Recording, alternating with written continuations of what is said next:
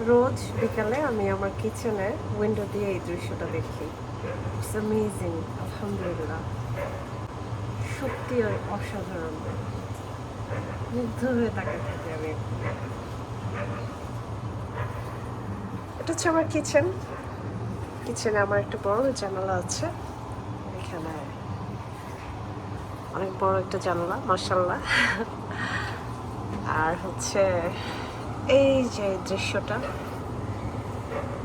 আমার কিচেন থেকে একদম খোলা আকাশ। আমি এটা ভীষণ এনজয় করি। রাতে যখন চাঁদ ওঠে, চাঁদের রাতটা আমি ভীষণ এনজয় করি, আর দিনের সূর্যটা ভীষণ এনজয় করি। আর সেই সাথে এই যে সূর্য ডোবার আগের যে মুহূর্তটা, এটা আমি রোজ এখান থেকে দেখি। মানে এটা যে কি ব্লেস, আলহামদুলিল্লাহ, এত সুন্দর একটা দৃশ্য দেখছি, ভালো আপনাদের সাথে শেয়ার করি। সূর্য ডোবার ঠিক আগ মুহূর্ত, বিকাল গড়িয়ে যখন সন্ধ্যা নামবে তখন আকাশটা আরও লাল হয়ে যাবে।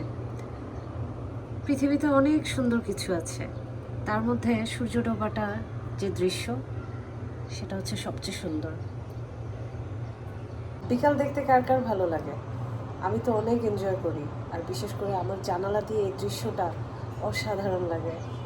আপনাদের সাথে আজকে শেয়ার করলাম, কেমন লেগেছে জানাবেন। সূর্য প্রায় ডুবি ডুবি, আমিও অপেক্ষা করছি। এটা ক্যাকটাসের অন্য আরেকটা জাত, সরাসরি ক্যাকটাস না হলেও দেখতে একদমই ক্যাকটাসের মতন। খুবই সুন্দর এই গাছটা, আজকে পুরোপুরি ফুল ফুটলো এটাতে। আস্তে আস্তে সূর্যটা ডুবে যাচ্ছে।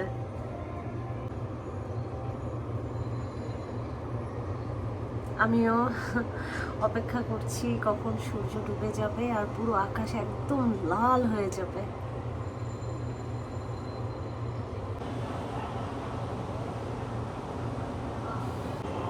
মজার একটা ব্যাপার কি জানেন, কিছুক্ষণের জন্য মনে হবে কক্সবাজারের বিচে দাঁড়িয়ে সূর্য ডোবা দেখছি। আমার বাসা থেকে এই সূর্য ডোবাটা এত সুন্দর লাগে, আর এটা আমি রোজ দেখি আর আকাশের দিকে তাকিয়ে থাকি। এত খোলা আকাশ, এত সুন্দর দৃশ্য।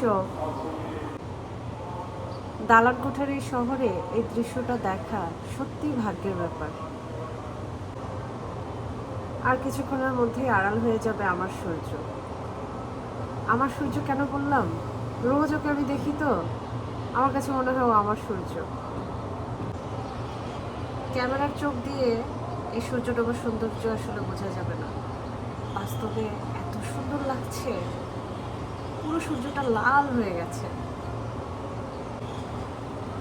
আমি আসলে প্রকৃতি পাগল একটা মানুষ, তো এরকম একটা দৃশ্য আমি ক্যামেরা বন্দি না করে পারলাম না, যদিও রোজ আমি দেখি, আজকে আপনাদের সাথে শেয়ার করলাম। সূর্য ডোবা দেখতে কেমন লাগে অবশ্যই আমাকে কমেন্টসে জানাবেন।